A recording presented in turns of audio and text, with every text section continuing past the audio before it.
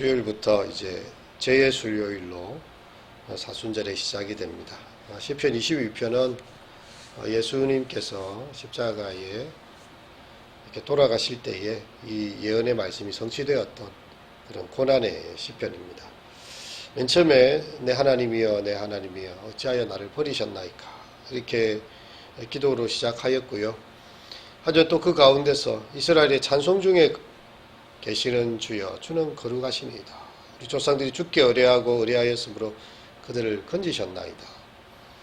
자신의 버림받은 것 같은 형편, 정말 주님께서 나의 신음소리를 외면한 것 같은 그 시인의 간구가 있었고, 하지만 그 가운데서도 그 조상들의 그 공고할 때에 그들이 부르짖을 때에 하나님께서 그들을 구원해내신 일들을 기억하고 있습니다. 그리고 또 자신의 모습을 다시 보고 있지요. 주님은 거룩하시고 이스라엘의 찬송 중에 거하시고 우리 조상들은 주께 부르짖어 구원을 받았지만 나는 누구인가라는 것입니다. 6절에도 보면 나는 벌레요 사람이 아니라 사람의 비방거리요 백성의 조롱거리니이다 라고 이야기하고 있습니다. 시인의 위치가 얼마나 비참한지 정말 뼈저리게 느끼면서 나는 벌레와 같은 존재가 되었다고 합니다. 자신의 인격이 철저히 짓밟혀져서 나는 사람이 아니다라고 이야기를 하고 있는 거죠. 먼지 속을 기어다니는 벌레와 같은 존재가 되었습니다. 멸시를 받으나 자신의 존엄성을 방어할 수가 없습니다.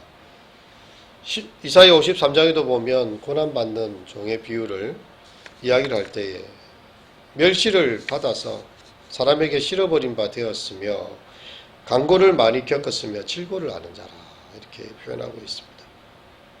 하지만 또 더욱 비참한 것은 사람의 비방거리가 되고 백성의 조롱거리가 되었다는 거죠. 이 고난당하는 이 시인을 사람들이 참 슬퍼하고 그에 대해서 마음에 이렇게 동정하고 이렇게 하는 게 아니라 도리어 나를 보는 자가 다 나를 비웃으며 입술을 삐죽거리고 머리를 흔들며 말하되 그가 여호와께 어떡하니 구원하실 걸 그를 기뻐하시니 건지실 걸 이렇게 조롱을 하고 있다는 거죠. 이 원수로 변한 이웃들이 자기를 향하여서 이렇게 비방하고 생매장을 하려고 합니다. 아픈데 더 이렇게 생채기를 내고 있습니다. 입술을 삐죽거리며 빈정대고 머리를 흔들거리며 멸시를 퍼붓습니다. 저가 여호와를 의지하니까 하나님께서 저를 구원하실 걸, 저를 기뻐하시니 건지실 걸 하고 이렇게 이야기를 하고 있는데 자기는 당장 이렇게 이 고난 중에서 도움을 받지 못하는 상황입니다. 원수의 조롱만큼이나 그의 마음을 아프게 하는 것은 하나님이 자기에게 생명을 주셨다는 거죠. 그런 모태에서 하나님께서 자기를 나오게 하시고 내 어머니의 젖을 먹을 때에 의지하게 하셨나이다 라고 이야기하고 있습니다. 모태에서부터 주님 내 하나님이 되셨는데 왜 주님께서 이렇게 나에게 멀리 계시는가? 그가 22편 1절에 보면 어찌하여 나를 버리셨나이까 라고 하나님 앞에 질문을 던졌고 오늘 이것도 11절에서 나를 멀리하지 마옵소서라고 간청하고 있습니다. 믿음의 불꽃이 튀고 있습니다. 가장 절망적인 상황에서 애통하다가 이제 하나님께 간구를 드리고 있는 거죠. 하나님 제발 멀리 계시지 마십시오. 그의 목숨을 위협하는 병의 실제적인 고통보다도 하나님께서 자기에게 응답하지 않고 하나님께 버림받았다는 그 느낌이 그에게 더 큰 것이었습니다. 절규하고 있어요. 하나님 제발 저에게서 멀리하지 마옵소서. 시편 22편에는 하나님과 자신과 원수가 이렇게 나오고 있는데요. 하나님 자신을 만드셨지만 이 상황에서는 자기를 버리시고 멀리하고 있는 그런 하나님이 느껴지고 있는 거죠. 자신을 바라보니 벌레요 사람이 아닙니다.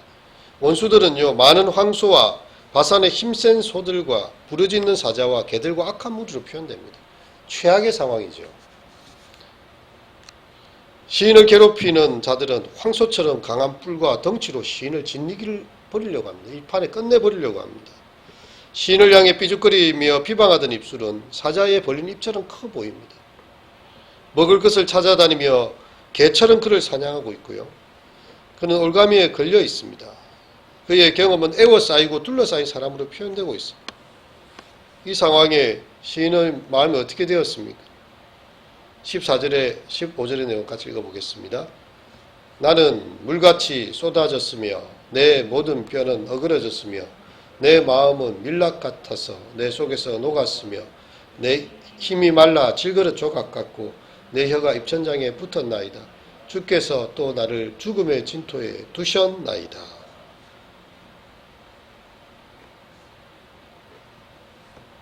물에 완전히 휩쓸리듯 다 물같이 쏟아져 버린 자신의 인생이고요. 뼈가 다 어긋난 것처럼 되고 마음이 촛물 같아서 초가 녹아지듯, 그리고 힘이 다 말라 비틀어져서 질그릇 조각 같고 혀가 이틀에 붙었다.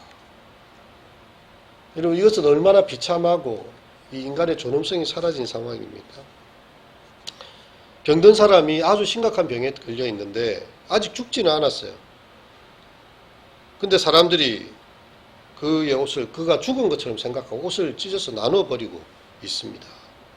내 겉옷을 나누며 속옷을 제비 뽑았나. 멀쩡히 사람이 살아있는데 그 사람 아예 죽은 걸로 단정하고 그 사람이 남아있는 유일한 옷까지도 제비를 뽑아서 나누고 있는 그런 형편입니다. 죽지 않았는데 사망의 진토에 던져진 것과 같은 그런 상황입니다. 그의 고난은 어디까지 내려가고 있습니까? 개들이 나를 애워쌌으며 악한 무리가 사냥꾼처럼 사냥개를 풀어서 시인을 둘러싸 생포하고 있고요. 시인의 수족을 찌르고 있습니다. 더구나 시인의 뼈가 앙상하게 튀어나와서 뼈가 다 돌출될 정도로 내가 뼈를 셀 수 있을 정도가 됐습니다.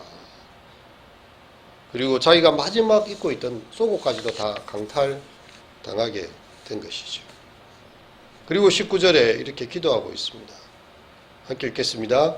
여호와여 멀리하지 마옵소서. 나의 힘이여 속히 나를 도우소서. 내 영혼을 칼에서 건져내시고 내 유일한 것을 개의 세력에서 건져내시고 나를 사자의 입에서 구하시고 주께서 내게 응답하시고 들소불에서 구원하시나이다.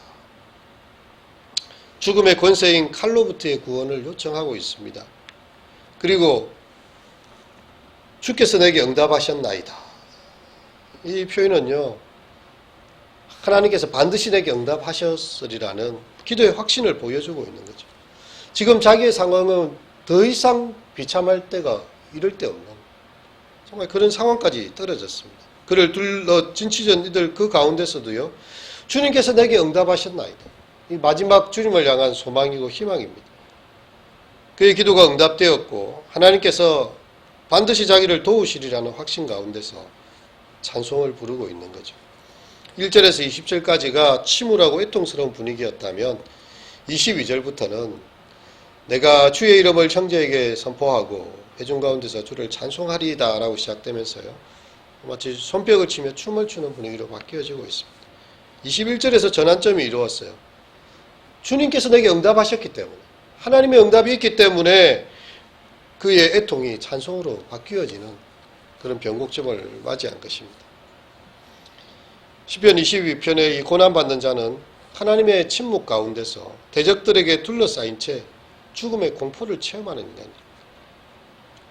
그리고 예수님께서 고난 가운데 육신이 되셔서 죽음의 공포에 직면하시고 동참하신 하나님을 보게 됩니다. 십자가의 공포가 그냥 이렇게 상상 속에 이루어진 일이 아니었고요. 우리의 그 극한 고통을 주님께서 몸으로 다 체험하셨습니다. 사람들이 큰 수술을 하게 되거나 뭐 이렇게 할 때 마취제라도 주어서 잠시라도 그 순간을 잊게 만들죠. 예수님께서는 그 해융에 묻혀서 주는 그 마취제조차도 거절하셨어요. 그 온몸의 고통을 다 체득하기 위해서, 체험하기 위해서 극한 외로움과 고통을 온몸으로 다 체험하셨습니다. 우리는 오늘 본문에서 이 시인이 이 엄청난 고난의 상황까지 떨어졌지만 죽음의 고비를 결국은 넘어섰고요. 그것 때문에 하나님 앞에서 찬송으로 응답하는 것을 보게 됩니다. 하지만 우리 예수님 십자가에서 어떠셨습니까? 예수님은 실제로 그 죽음 가운데서 하나님께 버림당하셨습니다. 하나님께서 예수님을 십자가 위에서 살려내지 않으십니다. 죽음의 권세에 넘겨주시고요. 3일 동안 장사되게 하십니다. 시인의 이 경험은 여러 가지 비유들과 간접적인 경험이었다면 예수님께서 십자가에서 실제로 고난의 마지막 선장까지 다 마셨습니다. 시인은 하나님께 버림받는 느낌을 받았지만 주님은 정말 버림을 당하셨습니다. 근데 주님은 버림받을 이유가 없었습니다. 그분은 하나님의 독생하시는 이는 내 사랑하는 자요 내 기뻐하는 자였기 때문입니다.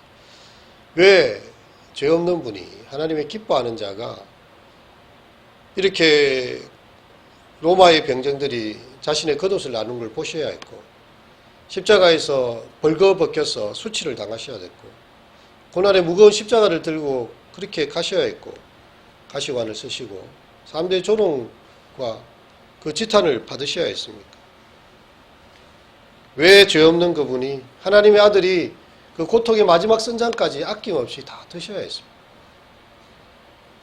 우리 이사야서를 통해 보게 됩니다. 그가 찔림은 우리의 허물을 인하며 그가 상함은 우리의 죄악을 인합니다. 그가 징계를 받음으로 우리가 평화를 누리고 그가 채찍에 맞음으로 우리가 나음을 입었도다. 우리 예수님 십자가상에서 이 시편 22편을 이 시편을 따라서 기도하셨습니다. 나의 하나님 나의 하나님 어찌하여 나를 버리셨나이까. 엘리 엘리 라마 사박다니.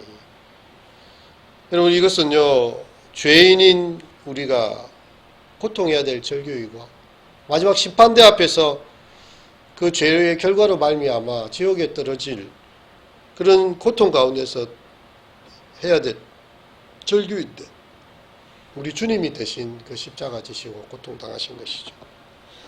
십자가로 죽으시고 새 생명으로 부활하여 우리로 하여금 하나님을 향한 찬송과 기쁨 속에 이르게 하신 그 주님의 고난을 묵상하시는 또 이번 한 주가 되시기를 축원합니다. 기도하시도록 하겠습니다. 여호와여 멀리하지 마옵소서. 나의 힘이시여 속히 나를 도우소서. 주님 하나님께서 침묵하고 계시고 나의 신음소리를 듣지 않고 원수들은 나를 비방하며 조롱하며 입술을 비축거리고 머리를 흔들 때 시인이 참 나는 사람이 아니야 벌레다라고 말할 정도로 참 비참한 지경에 이르렀습니다. 하지만 그 가운데서 하나님께 도움을 요청하며 속히 나를 도우시기를 기도할 때에 주님 주께서 응답하셨고 주께서 그로 하여금 찬송 부르게 하셨습니다.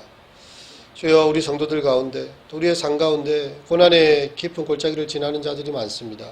건강을 잃어버렸고 사랑하는 사람을 잃어버렸고 또 여러가지 안전된 직장을 잃어버렸고 시대에 주여 안전을 잃어버리고 불안과 공포와 주여 정말 심한 떨림 속에 그렇게 살아가는 수많은 사람들이 있습니다.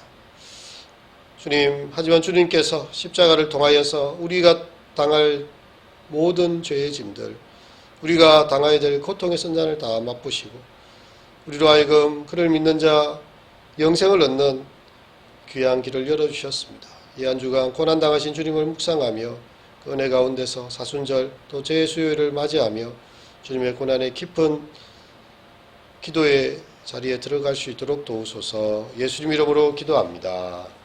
아멘.